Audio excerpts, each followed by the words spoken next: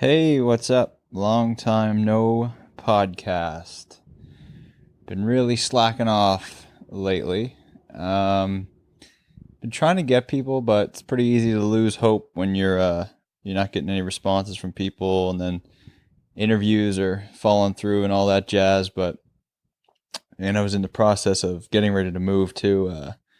I was in BC there for a little while, and I was kind of tying up the loose ends with the podcast, and now I've moved to Newfoundland. I'm sitting in beautiful, colorful St. John's right now, watching the trees blow in the wind. Actually, the wind is blowing in the trees now that I think about it. But things tend to be backwards here sometimes, so I guess that's not too far from the truth. Anyways, this episode is one I recorded with my mom before I left BC. I was kind of hoping I could get it out for Mother's Day, but dropped the ball as per usual on that one. So, I'm just going to put it out now because you know what? Every day is Mother's Day. This one is actually probably the most revealing and embarrassing thing I've ever submitted to the World Wide Web. I wanted to just talk to my mom and ask her questions about motherhood the entire time, which I try to do, but inherently being a mother involves talking about your son, which I am, so obviously there's some embarrassing stories about me from when I was a kid. And then towards the end, there's a funny little exercise we ran through where I read this letter that I had left my parents towards the end of high school.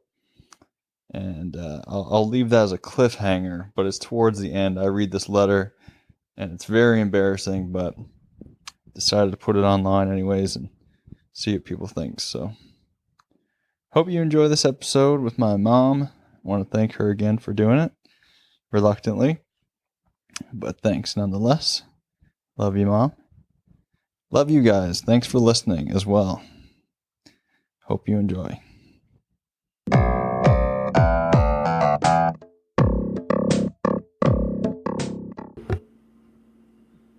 All right, it's going. Okay.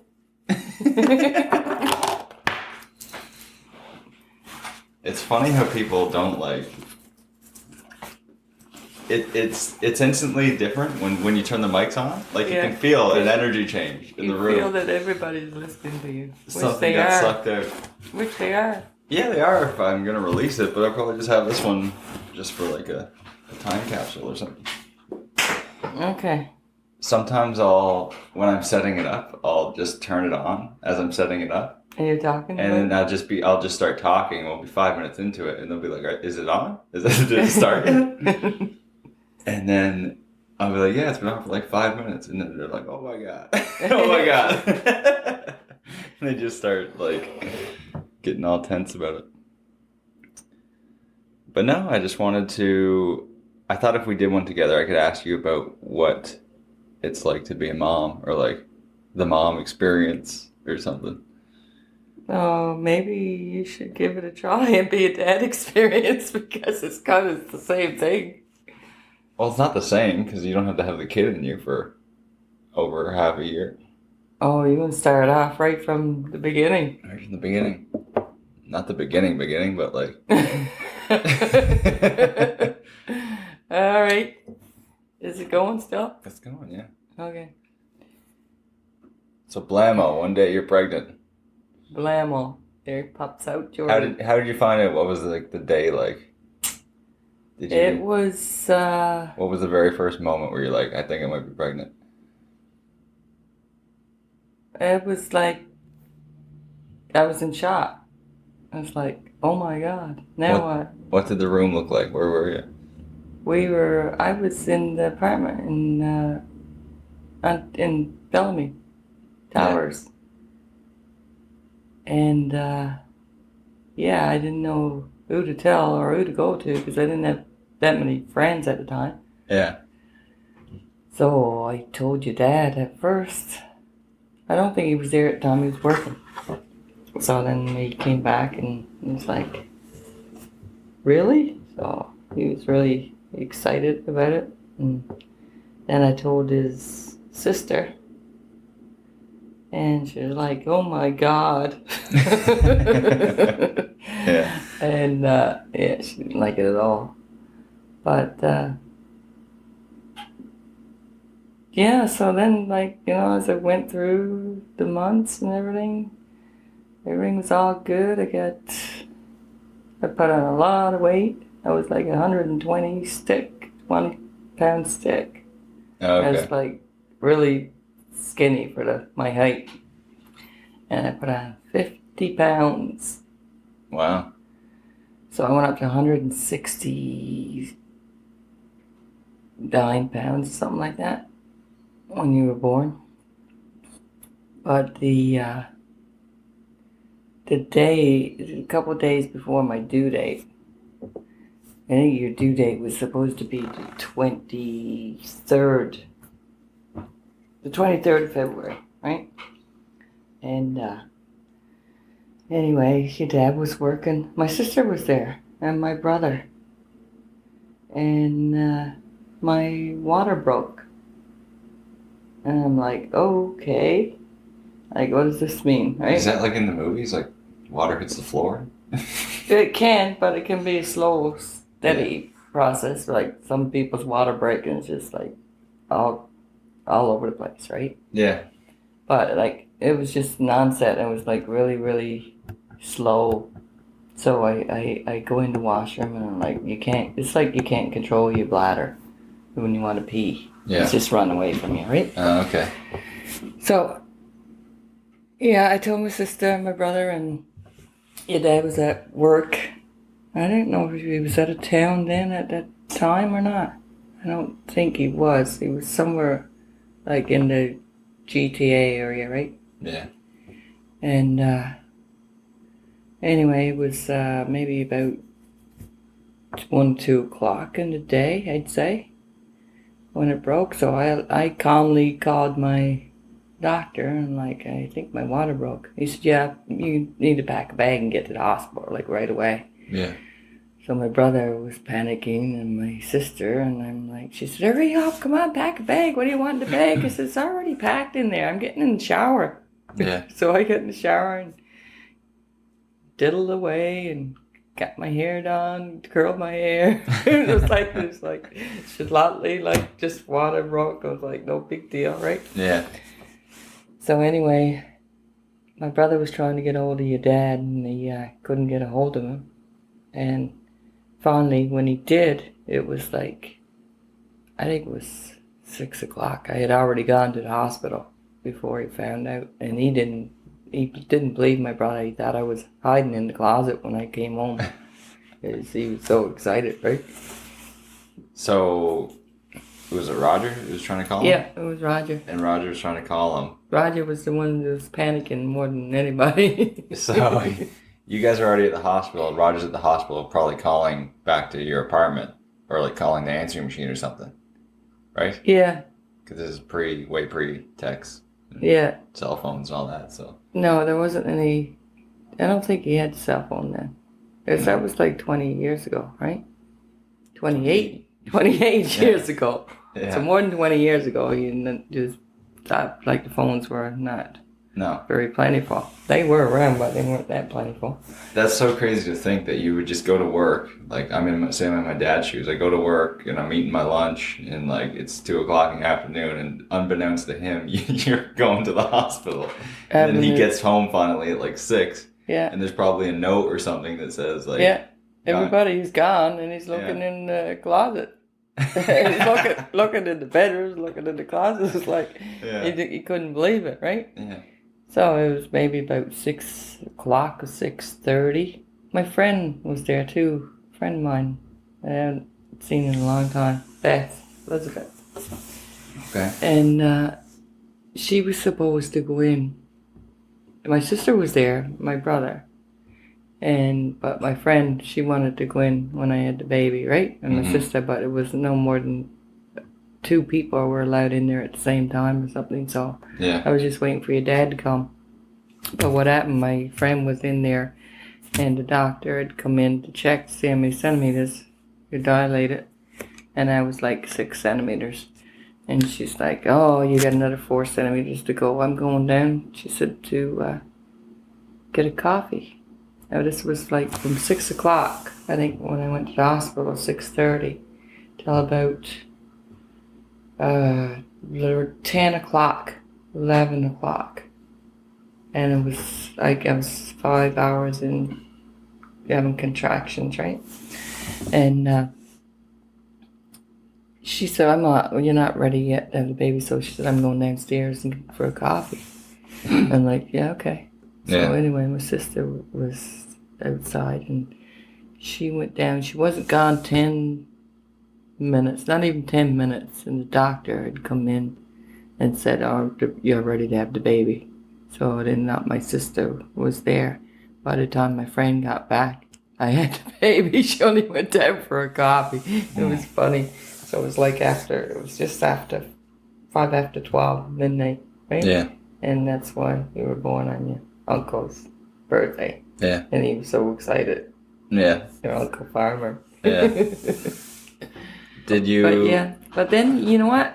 The next morning, the nurses woke me up because I fell right to sleep, right? They just took you from me and they put you in an incubator, and because she came in at 5 o'clock, woke me up, said they were having complications, that you had a wet lung.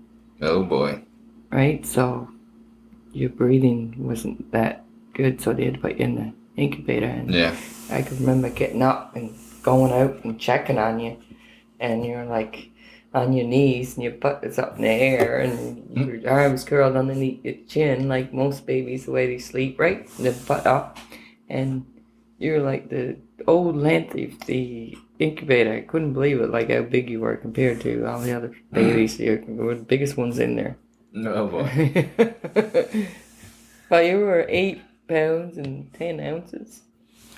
So when I was born into this world and I came out like literally in that moment, did they do the thing where they like put me in your arms for a minute, or you said they just took me away?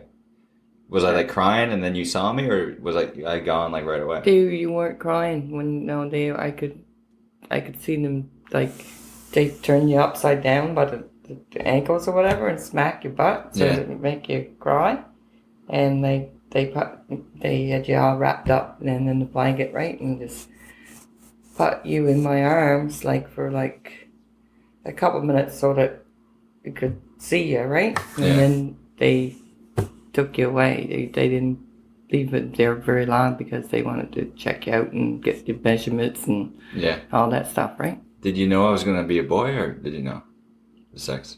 No, I didn't know. You didn't? I didn't want to know. No, I wanted to be surprised. So what are your thoughts? Like, that must be crazy just as a person, just as like, that must be the most insane thing to happen. People say it is the craziest moment in their lives. Like, you have a baby and they put the baby in your arms. Like, what does that feel like when you look? You're like, holy crap. It's like the first thing you initially is like, that just came out of me, right? That something that big came out of me. The same feeling's taking a huge dump. But no, it's not like that. But opposite. You get to keep that one. Yeah, you look at it, it's like, it's a miracle. It's like, wow. Yeah. Wow, this is unreal.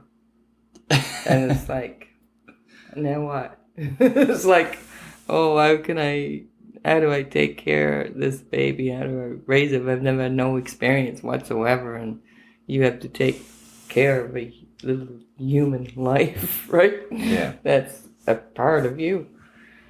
How long was it before you took me home? Oh, I think it was the next day. They released me, but they wouldn't release you because of the wet lung. So you were in there for probably 4 days after you were born. And I was like just a short ride away from the hospital, so we used to come back every morning. Was no point in staying there, right? Nighttime or anything. So we'd come back every morning, stay all day in the evening, and then it was like, I think it was maybe was it 4 days? It doesn't seem like it was that long. Maybe a couple days. It just seemed longer because I just wanted to get you home, right? It must get pretty real finally when you like walk into the door with the kid and like you close the door and you realize now you got to look after this thing. Yeah, it was pretty crazy because my sister and my brother wasn't there for that much longer, maybe a week, if that. And they had went back home. So, and then your dad was working, so there was nobody. It was just me and you, and it's like used to stare at you constantly, like, where did this baby come from? It's like, but I did had some postpartum blues too at the time. And it's like, because I was alone, I didn't have any help. So, like, what do you do? Who do you talk to about it, right? Yeah. What did you do? But yeah, I got through it. I got through it. Oh. I used to buy, like, going out and going for walks and putting you in a stroller until one day I went over to the mall and I didn't have my license at the time, I don't think. I might have just gotten my license, but I didn't have a car. So I used to walk a lot over to the mall. And one day, I remember, and was it Bellamy? Bellamy, yeah.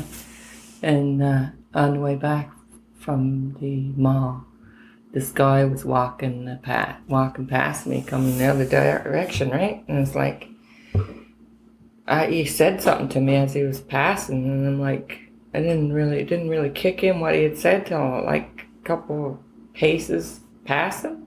I'm like, holy crap! Did he just say what I thought he said?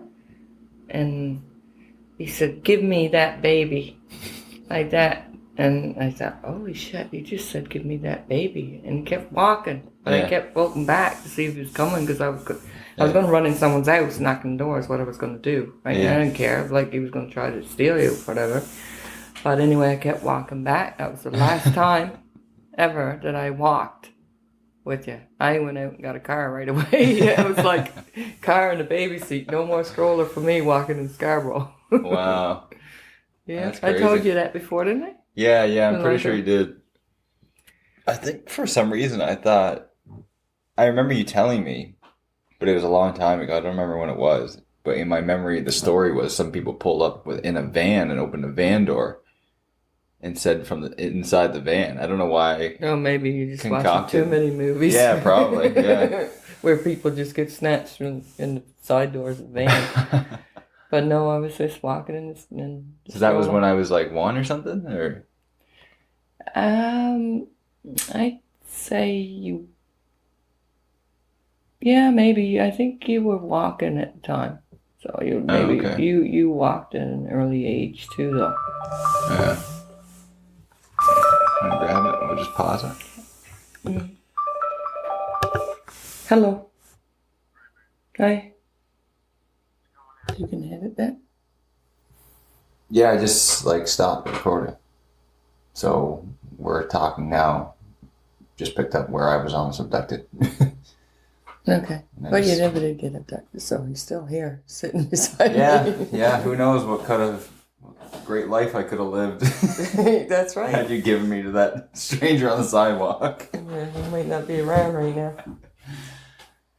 Wacky. I wonder what. Yeah, I don't know. That guy sounds crazy, but yeah, that's pretty freaky. So then you got the car. So fast forward now. There must be different, like, I don't know if it feels continuous as like a mother or if it feels like you're going through different chapters as the kid's being raised. But like the baby is helpless for the longest time and then it starts to walk around and then you get into it. It must feel like you're going into a next chapter of like raising a child when it gets to be like 2 or 3. Well, you went from like being a baby to not really walking because you were like, went from a baby to crawling, and then all of a sudden you're jumping off the end of the couch and running around with the dog, right? Running all around in circles.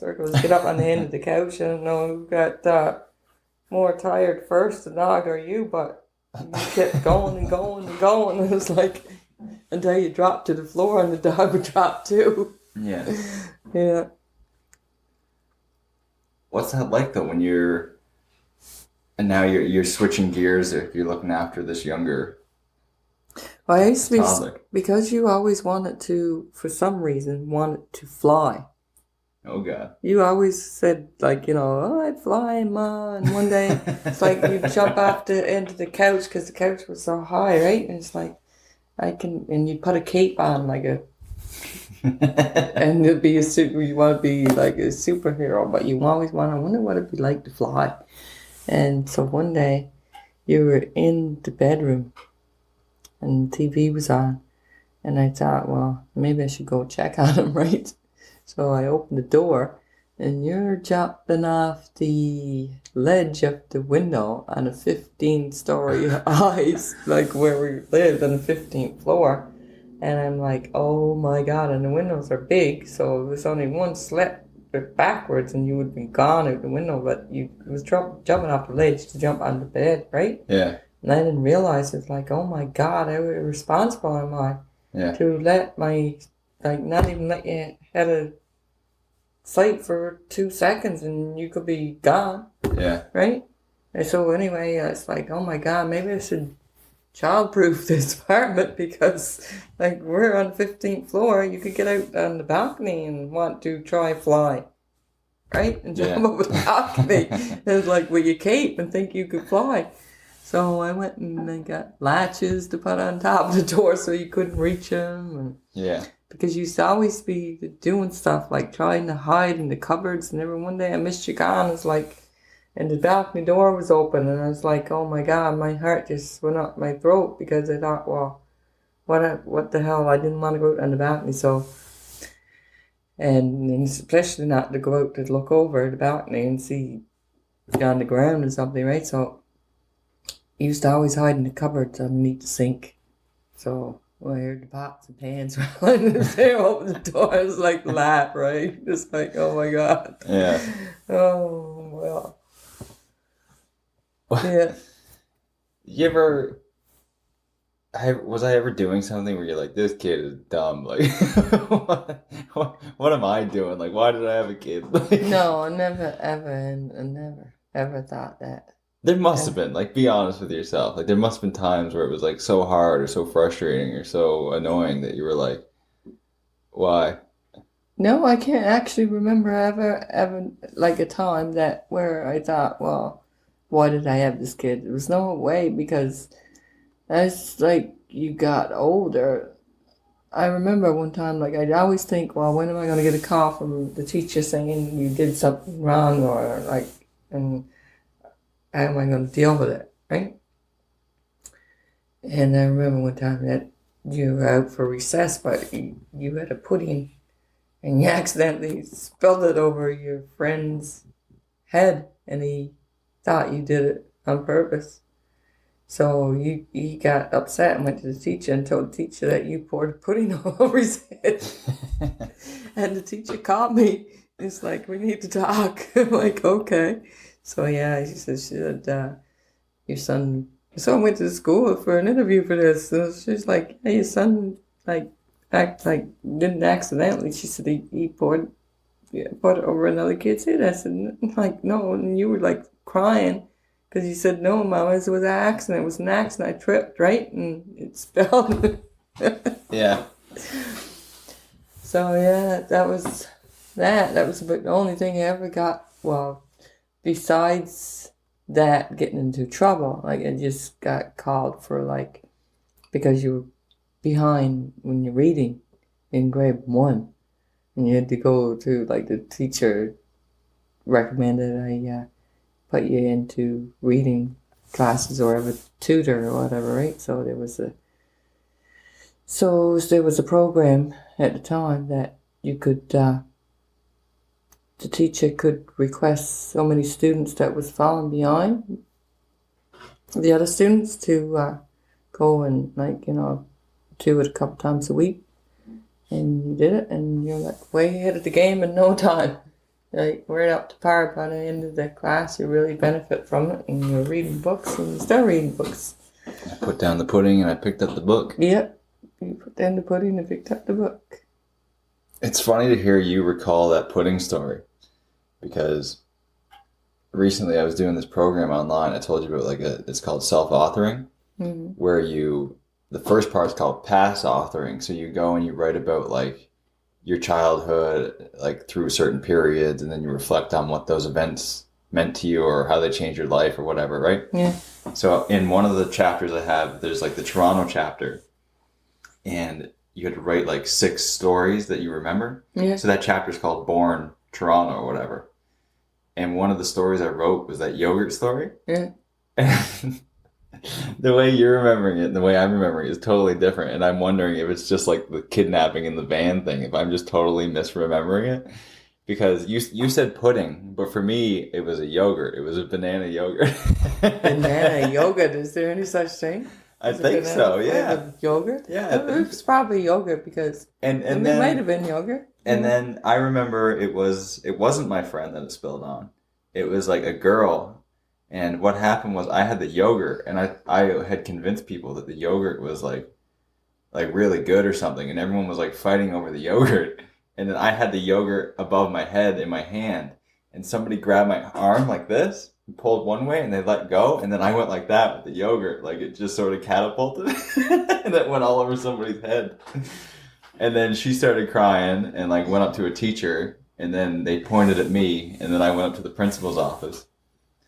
And I don't even remember. I just remember walking up the stairs, and like being told to sit in there, like reading a book and stuff. I don't even remember you coming or me crying. Or Anyway, Yeah. that's the 2 different stories. How you remember it? Well, I'm getting older too, so my memory is not the best, right? That was a long time ago. That was over 20 years ago. Yeah. All right. Well, enough about my pudding stories. What? That must be funny when you do have to go to the school for the first time, because there's parent-teacher meetings, right? Yeah. You probably went to school before that for like to talk about report cards or something. Yeah. That must be. I see if I had a kid and I had to do that, and I'm only speculating, but like, you'd probably like be like, okay, I have to go and do this for my kid, like it's a part of his upbringing. But at the same time, I would be like, oh, this is annoying. Like, I didn't know I had to do this. Like, I gotta go to the kid's school for his meeting. Like, wouldn't that be like an annoying point on your schedule throughout the day? Like, it's like having to go to an interview where like the person it was you're reviewing somebody's job. Exactly, it's exactly what it's like, right? It's especially if you weren't doing so good in different, like in certain subjects, right? And okay, you got this teacher saying this about you, and you got someone else saying, "Oh, it's not so great," and it's like, okay, well, so what do you do, right? Don't do that. Oh, okay, it's making noise. Yeah.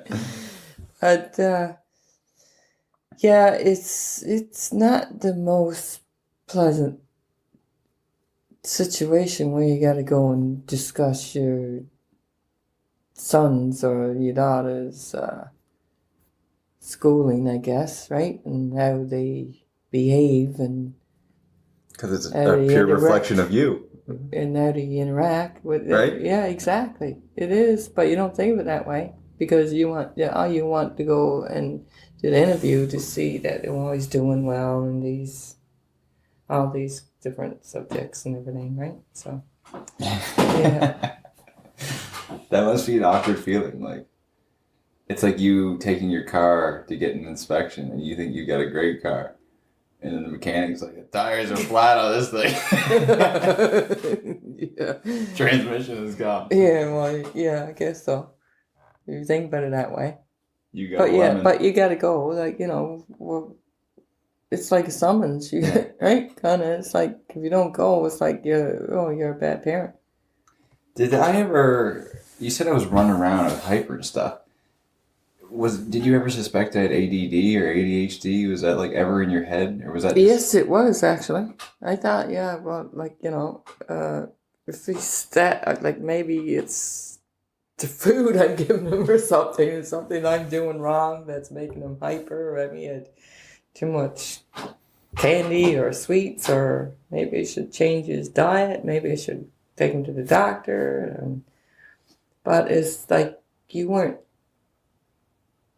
over like hyper, right? Like not all the time. So it was just like when you had high energy periods during the day, whereas like at nighttime, then you'd calm down. Like take you a while to go to sleep or whatever at night, but you'd always go to sleep and sleep well, and you'd be up very early in the morning for years and years because you were very colicky. Even when from the day you were born, I thought, well, this period is going to end soon, and 6 months goes by and it's like the same thing. So a year goes by and I'm like, oh my God, is this ever going to stop? So 2 years goes by. It's like, no, you're still up.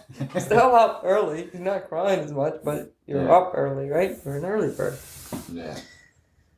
So anyway, just got some getting used to, and then you start school and you still got to get up early, so got to go off to school, right? Yeah. Mm. That must have been a little bit of a relief when the kid finally goes to school. And you get that first day. Yeah, you get that little break, but then after you're gone to school, it's like, oh, okay, what do you do now? And like, you're gone, and it's like, okay. Yeah. Then you're gone for a full day. Then you're gone off to high school, and you're gone like all day. There's no lunch periods, no breaks, you don't see it all. You get used to that fact, and then all of a sudden, it's 18 years go by, and you are out of school for a year, and all of a sudden you get on the road and start hitchhiking. And that's a good story. Yeah, I guess we could tell that story. It's weird because this has turned into like stories about me. But I guess and I don't want it to be stories about me, but a lot of your experiences as a mother, that's by nature, it has to do with me. Well, exactly, right? Right? Can't be one without the other. No. So I want to like try to get your internal dialogue and your thoughts on things like as they're happening, right? Not purely like stories about you. Stories about my thinking. But I guess you need to give the story for the context. Yeah. For your thoughts on it to make any sense. But yeah, I guess we could tell the story of or talk about the story of when I went hitchhiking. So that was my big that was right after high school. Yes, that was like the most. Here's my short version of it. I hitchhiked to Montreal, and then I got to Montreal, and the next day called and told you what I had done. Okay, go. Well, I was working at the time. I was at worked at the London Health Science Centre, right? And we were planning on going. Your dad was out of town for the week. We were planning on going to the trailer park for the weekend, but I was on call at the hospital, so I thought, well, you had told me previously that you were probably going camping that long weekend. I think it was Labor Day weekend, was it? Was it July weekend or no, September? it was in August. It was in August. Yeah, it was in August. And I remember, I'm thinking, well, they're probably going to call me tomorrow morning, but what I was doing was planning on having stuff ready for you for when you got back from camping, like while I go to the trailer, right? So I decided I'd get up that morning and I wasn't going to answer the phone because I was going to be busy doing all these things. So I woke up before the phone rang, and then the phone, like I was thinking, something just popped in my head. It's like something was wrong when I woke up. And I'm thinking, well, I'm not answering this call. I'm not going to work today. I thought about it when I woke up that maybe if they do call, I will go in. Right? I can go in for a day, for a few hours or whatever. And, but I didn't answer the phone. So I was thinking, well, something in the back of my head was telling me that something was wrong. But anyway, I got up, I got dressed, and said, well, maybe it's nothing. And the letter that you had written, you had left a letter on the bench in the hallway saying that you were gone to the park, the Pinery, with the boys camping for the weekend. Mm. So that's why I thought, well, you're okay, right? You're fine. And so I got up and I went out and bought all this stuff. And when I had come back, I think you had left a message on the answer machine saying to call you back because you never had no money on your phone. You didn't have no money, so if you want to get some money, put on the phone, call me. I don't really remember that, but yeah, Yeah, I had a flip phone. Yeah, you had and a it was flip like phone. a pay-as-you-go thing. Yes, so I went out and bought all this stuff and started making it. And you had called and you had said, well, there was no money on your phone or it might not be no service in that area or something like that, right? So I couldn't get a hold of you. I don't know if that was in the letter or what. I think it was on the note. But anyway. Do you still have that or did you throw it out? I still got it. Do you know where it is? It's in the bedroom. Really? Yeah. Do you know where it is? I should read that. Yeah, I think it's Oh my god, we gotta get that. I want to see it. It's in the room where Shelby is. Okay. So anyway, I get you. I called you. I called you back. I got the card, put my phone, and you called. And I said, "Where are you?" Because I had called your ex at the time before I called you, and I said, like, you know where Jordan is? Yeah, he's gone up to the park with Addison and a couple other people.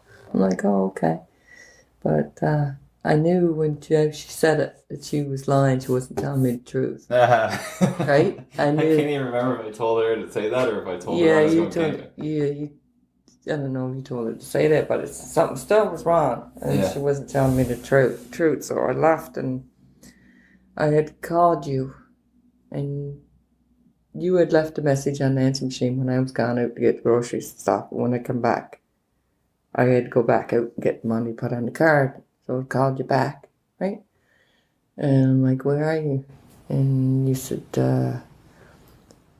Ma, there's a letter in the bedroom, in my bedroom in the top drawer. Yeah. I want you to go and read it. Yeah. I said, where are you? He said, I'm in Montreal. Yeah. And I'm like, what?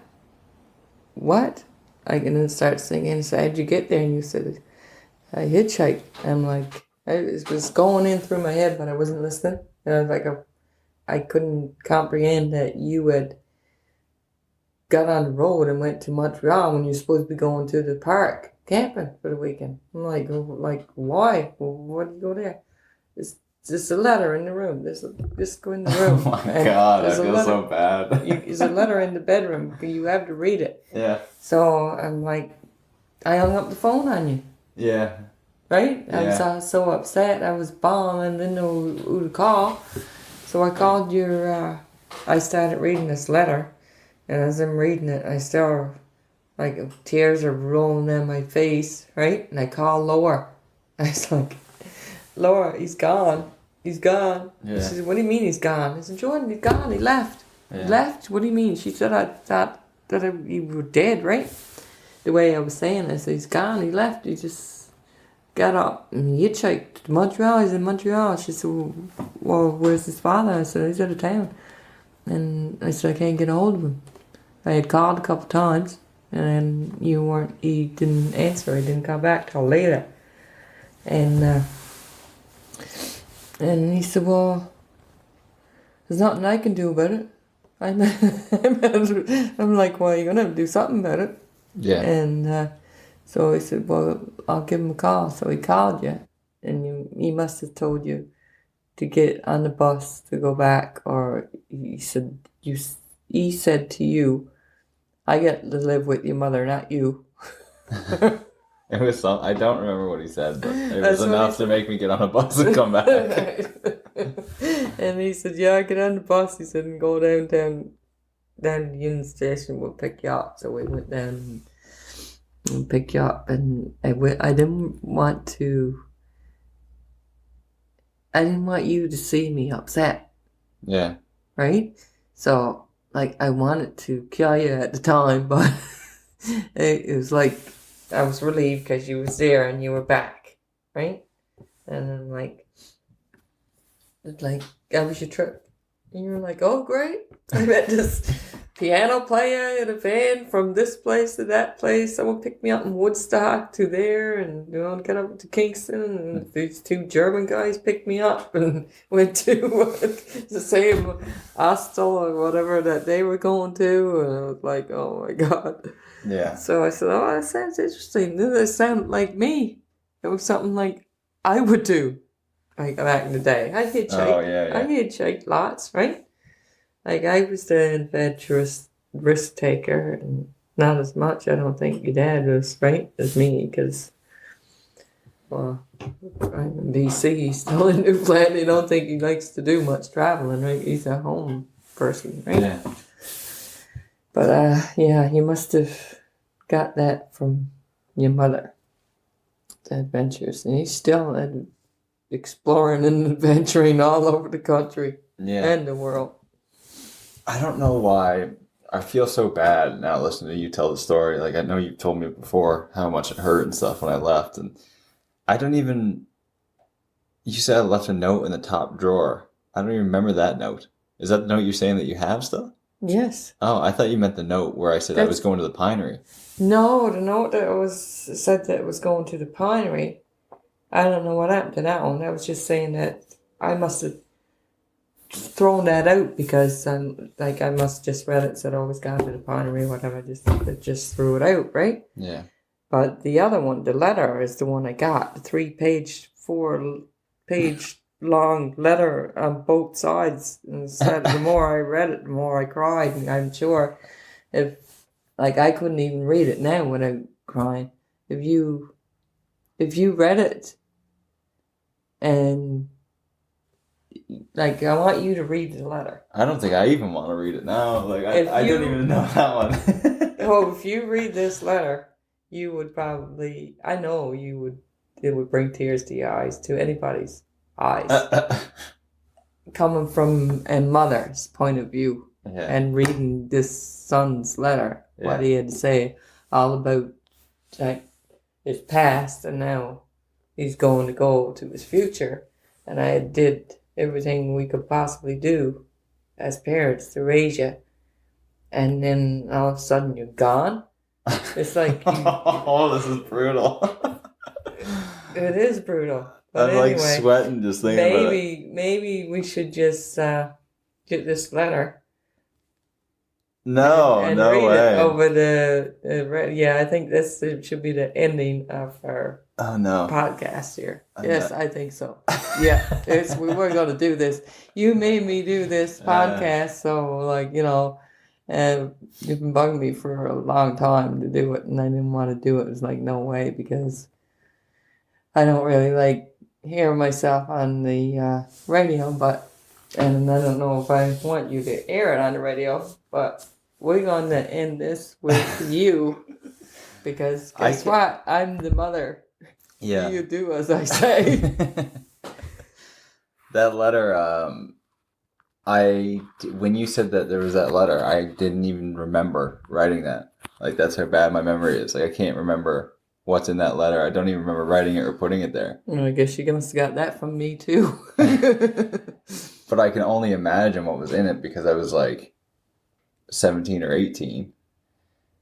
I guess I was 18. You were 18 because I went to the cop station that day. Yeah. I said, my son's gone. He said, where's he gone? I said, he's gone. He's in Montreal. And he said, did he run away? And no, we didn't run away. He said, well, how old is he? I said, he's 18. And I'm bawling at the cop station. The cop said, well, he's old enough to do what he wants. Yeah. And he said, what's his name? And I said, well, why do you want to know his name? So that if he ends up in a ditch somewhere, you'll have an identification if this person's gone missing? Fuck you, and left. No. Yeah. Well, maybe I shouldn't have said that, but I kind of said that in a nice way, like, why do you want his name? I'm not going to tell you his name, and if he ends up somewhere in a ditch, and you gotta call me to say, oh yeah, I found your son, Jordan Kellaway, in the ditch. That wouldn't be very nice. That would be devastating, actually, more devastating than when you left, got up and left after reading that letter. Yeah. So how does your role as a mother? How do you feel as in the mother role now that I went to college? And then kind of when I heard a stat that said that 80% of the time that you'll ever spend with your parents is before you leave for college. So like that's most of it, right? Of course it is. Then you move out and it's just visits after that, right? You'll never live together ever again. Probably not, unless, it took you or dad into... It took a long time. And like any parent, it takes a long time. Like it's like you're leaving the nest, right? You're always there, and your parents always provided for you and made sure you were protected. And now you're out in this big bad world all by yourself, and it's like, oh my, I wonder if he's making his bed. I wonder if he's doing this, or I wonder if he's eating, or everyone worries with the same thing. It's Mother Nature, right? Yeah. But yeah, it's sad. Like when you're gone for like long periods of time and I don't see you, I get kind of antsy and like it's time to see after that little bit of time, even if it is only for a day or so, or even if it's only for an hour. At least I saw you and you're still there, and right. Do you ever think about? I know the answer is no. But I'm just going to throw this at you to see what your response is. Do you ever think about your worry for me in like an evolutionary sense? Because I'm an only child, so you only have one kid. So the only chance of your genetics going to the future are me. Yeah, no. So that's why I keep asking you when am I going to be a grandmother? Yeah, right? yeah, I guess did so. ask you Yeah. that a couple of weeks ago. Didn't I ask you that last time I saw you? It's like, okay, so when are you gonna settle down and have some bearings and have a home and have some babies? Just as an insurance program in case I die, then the babies are alive. No, it would be nice though to have a grandkid. You are the only child, and I'd like to see some grandbabies before I get too old and, die. Are you worried about dying? No. No? I'm not. Do you ever think about it? Yeah. Of course you think about it. You think about it when you get older. Like if you're coming to I guess the last years of your life. You're not younger no more. You're older, so you're going towards death. You're not going towards being born. You know you're gonna die. And yeah, that's part of life. It's death. Mm-hmm. Right? And you want to make the best of it, I guess, and not dwell in the past, and just take every moment as if it's your last moment. That's why you want to see your grandkid. Always dropping the hints. Yeah. Oh, maybe someday. Soon. Next couple of years. Could get some grand dogs for you.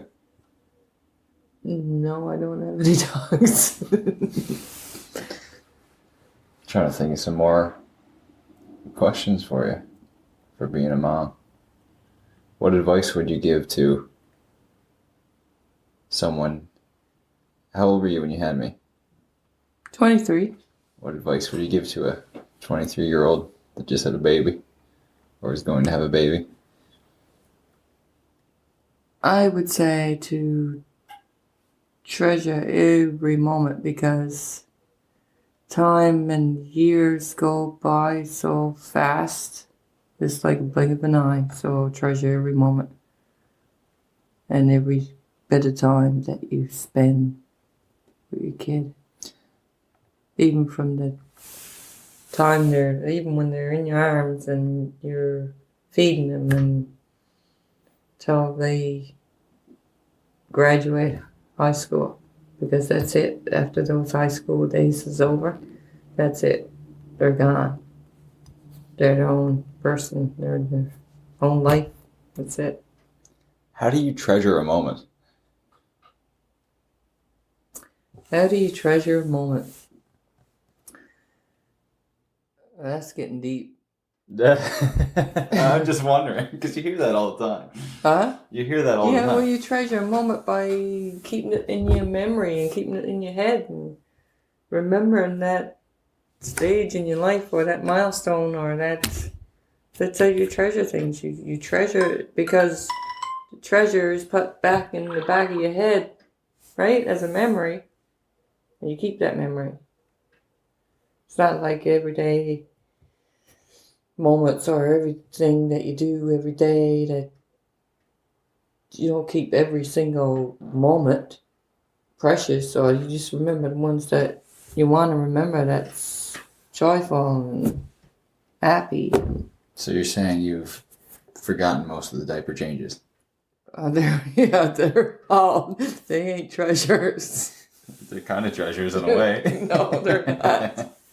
No. Alrighty.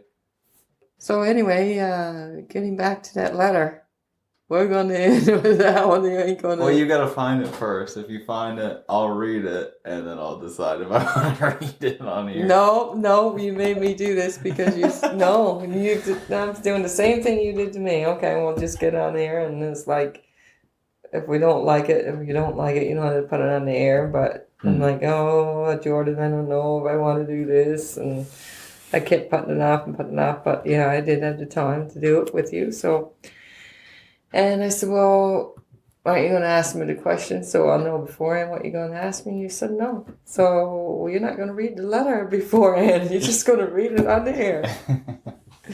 Well, we gotta find it. Shelby's still asleep in that room, so I'll just stop it, and then I can add it on. Okay. All right. Thanks for doing this, Ma. You're welcome, son. I love you. Love you too.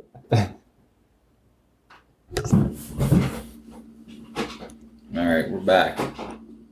What's about to go down here, Ma? You are going to read the letter that I had read 10 years ago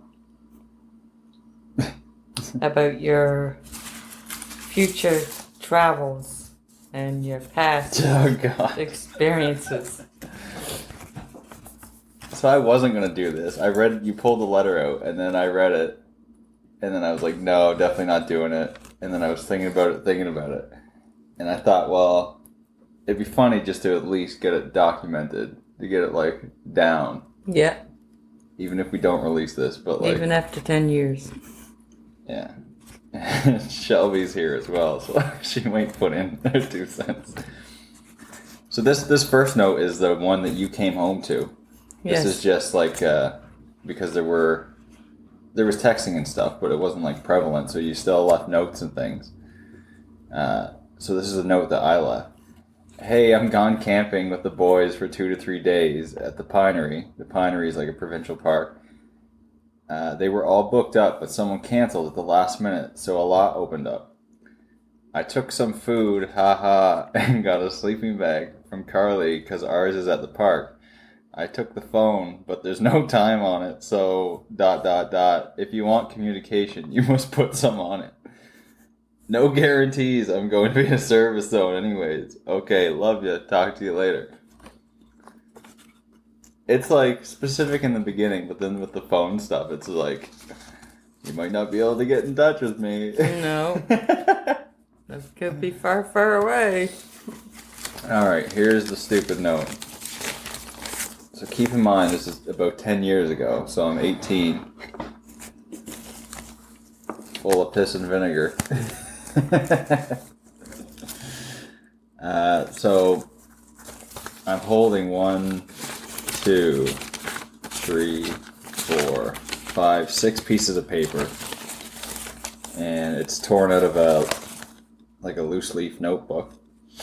And the first page says, "The following pages are a collection of notes I've written over the last little while based on the thoughts running through my head." So this is like the notes that I called you. That's what happened. I called you and then told you to look at the notes in my Yeah, room. after I had got the money put on your card, I called you. Yeah. And you said, go and look in the top drawer of my bedroom. You will find the letter. This is the letter. Oh, God. Mom and Dad, as you may or may not know, I've left for my trip. I've been thinking about... Did Dad ever read this? I don't think he ever did read it. No? Because sometimes he'll call that my trip, which makes me think he did read it. Or he'll refer to the event as the trip. When you No, went I on your don't trip. think. I don't think he actually read it. Oh, okay. I've been thinking about writing this letter for a very long time. Trying to come up with the right words before committing anything to paper. I decided to start writing and see what happens. I know you guys are going to be very enraged and extremely saddened when I tell you about my plans. I've decided to head out west on some sort of adventure.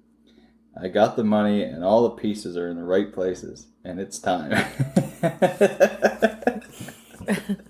It's like I'm retiring. I've been very meticulous about every detail of this trip. I want you guys to know that I'm not running away from you or anything for that matter.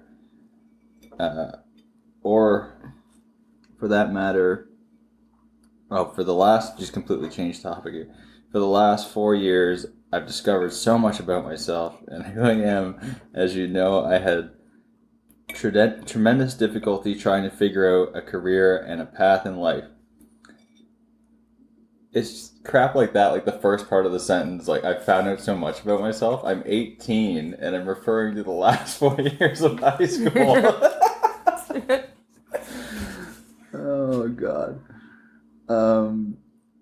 As you know, in grade 9 and 10, I was very driven to become a businessman, and I had such a determination to be rich.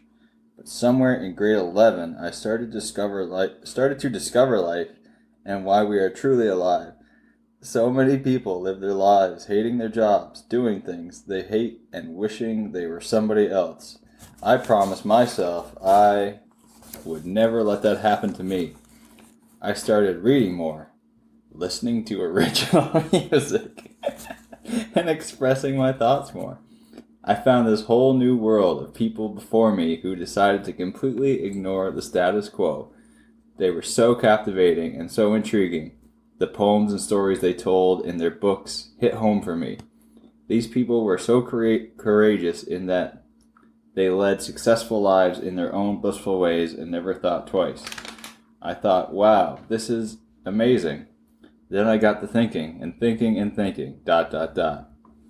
I wanted to be my own person. I didn't want to be like the rest of the world buying crap we don't need, rushing from gas station to gas station, never stopping to enjoy life. The stars, laughter, joy, the wind in their face. All these people having never lived, they merely existed. So here I am at the end of grade 12. Fully self-actualized, apparently. I'm the complete opposite person that I was in grade 9. I'm the person you didn't want me to be. The person you never thought of me being. The person you never thought of. I'm so sorry if you're disappointed. I did the wrong "your" on that one. Y-O-U-R. But it's the person I am. I love you guys more than anything in the world, and you better remember that every single day.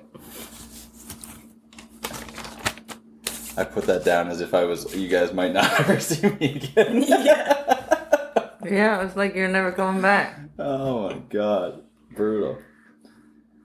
So the next page is like, when I was writing this, I was just thinking of all the questions that you guys were going to ask and how I would like counteract that. So that's what this next section is. So I've got contact underlined here as a title. And then this is how I was going to assure you guys that you would know what I was up to. I made a blog on the internet so I can upload pictures along the way. The address is thedaysofkindness.blogspot.com. Another website to have a look at is couchsurfing.com. I mentioned it in my first post on my blog. I will be using the computer along the way, hopefully. So email me. I will call when I get the chance. And then the next title is in $signs. I plan to head west and work some cash jobs for people along the way. This is how I'm funding my travels. I have quite a bit of money saved up, and I also sold some things before I left to make the extra money. I know to you guys... Okay, that was the end of the financial paragraph. This is another one. I know to you guys I'm your little baby, and I always will be, but we have to look at reality here. I'm a smart guy, and I'm very mature. Everything in this letter would indicate that, wouldn't it? Very mature. I know saying don't worry means nothing at this point, but I want you to know that I can take care of myself and I will be perfectly fine. We are made to believe that the world is a big bad place, but it's not all evil, and I can look out for myself and use my best judgment. I sound like a 6-year-old that got out of control. I can look after myself. School. Okay, school's another title. I'm not even thinking about school right now. I haven't been for a while now. And I felt bad lately having to pretend to talk about going to school to you guys when I knew in the back of my mind I had different plans. School's in my future, just not the near one. I want you to carry on with your lives as best you can, even in the face of this dramatic change.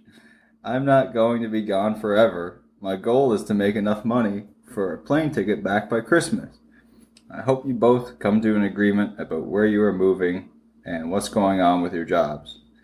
I forget what was going on at the time, but that doesn't matter. I was just referring to you guys wanting to get what you're looking for. I think you should move to the city and focus on making good money and setting up something in Newfoundland. Also, both of you need to stop stressing over money and little things. Maybe focus on the fact that your son is going missing. That's not in here. That's just a little note. I said, you're both starting to go gray. Enjoy life even when it's smothered in burden. Take little trips or something. Okay. This really is like, I did not write all this all at one shot. Like it was just, that's why they start and then they just stop. Like this one and this one. Lately, I felt by going on this trip, it's a selfish act. I feel really bad thinking about it sometimes because I'm hurting a lot of people, feelings, and I think maybe I shouldn't do this. When I think of staying and not going ahead with my plans, it makes me sad, and I know I will regret it if I don't go. So instead of feeling sad and angry, feel glad that I'm happy and I'm doing something worth talking about, and I'm trying something outside the box. And then the final piece of paper, which is apologizing a little bit. I'm sorry I said I was going camping, but I really wasn't. The reason why I told you that is so that I could give myself a chance to get a good start. I figured if I was still close to Strath or Toronto, you would try to find me or come get me. I wasn't originally going to take the cell phone with me, but I decided to give you some peace of mind. Call or text when you want. I can't guarantee I will be in a service area. It needs money on it. So, in other words, put some money on the phone, please. That's it. That was the last one. And that's it. There, you have it, guys. Oh, I'm sweating bullets here. Okay. Embarrassing stuff, man. Not embarrassing stuff. It's how you felt at the time. Yeah. It's something to look back on and learn from, right? Just trying to figure yourself out. Yeah. You thought at the time you had it all figured out, though. Yeah, a little bit. was gonna hit the road. So now you have it figured out? All I needed was money on my phone. Yeah. On your flip phone. No, I still don't have it figured out. What about you? This was supposed to be about you on this one, not me. No, Turned into an intervention towards the end. No, it's all good. Just go with the flow. Let's go with the flow, yeah. I said I'd do the interview, and then it turned into you doing the letter, so. Yeah. 10-year anniversary. Maybe we'll get back together and read it again. 10 years. Another 10 years. Maybe I should write one now. Yeah. Write a running away letter now. All right. That's it for that part.